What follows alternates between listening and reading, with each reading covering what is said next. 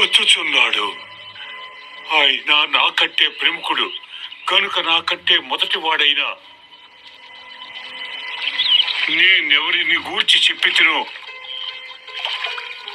ఆయనే ఈయన. నేను ఆయన్ని ఎరుగనైతిని, కానీ ఆయన ఈ ఇశ్రాయేలుకు ప్రత్యక్షమగుటకు మరియు యోహాను సాక్ష్యమిచ్చాను. నేను నీళ్లలో బాప్తిస్మమిచ్చుచున్నాను. ఆత్మ పామురము వలె ఆకాశము నుండి దిగి వచ్చుట చూచి తిని ఆ ఆత్మ ఆయన మీద నిలిచెను. నేను ఆయనను ఎరుగనైతిని. కాని నీళ్లలో బాప్తిస్మమిచ్చుటకు నన్ను పంపినవాడు నీవెవడి మీద ఆత్మ దిగి వచ్చి నిలుచుట చూతువో ఆయనే పరిశుద్ధాత్మలో బాప్తిస్మమిచ్చువాడని నాతో చెప్పాను. ఈయనే దేవుని కుమారుడని నేను తెలుసుకొని సాక్ష్యమిచ్చుచున్నాను.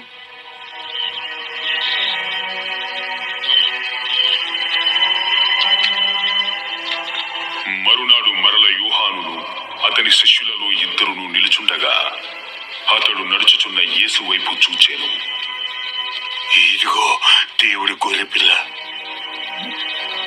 అతడు చెప్పిన మాట ఇద్దరు శిష్యులు విని యేసును వెంబడించిరి.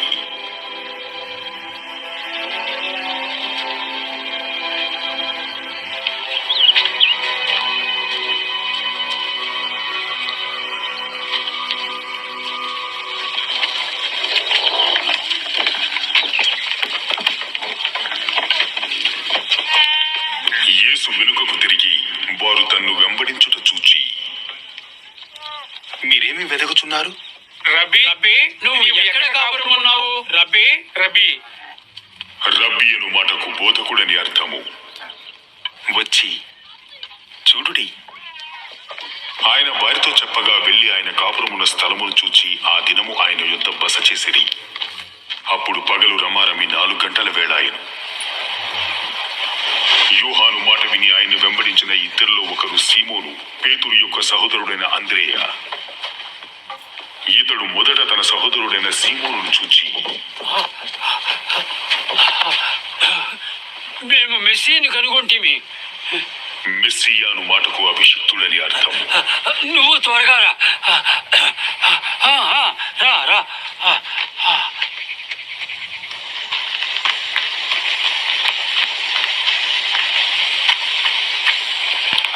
యేసునొద్దకు అతని తోడుకొని వచ్చారు.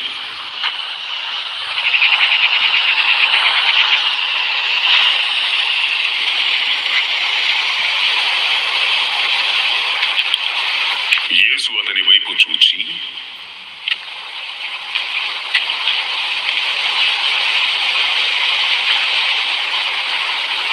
నీవు యోహాను కుమారుడమైన సీమోనువు. నీవు కేఫా అనబడుదువు.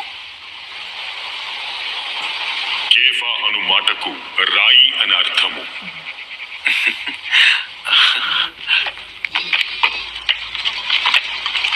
మరునాడు ఆయన గలిలియాకు వెళ్ళగోరి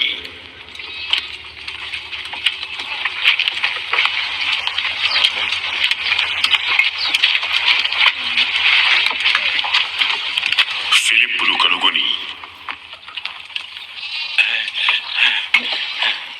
అతనితో చెప్పాను, నన్ను వెంబడించము.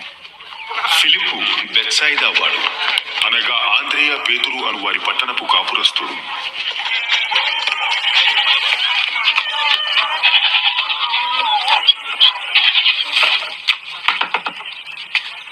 ఫిలిప్పు నతనయేలును కనుగొని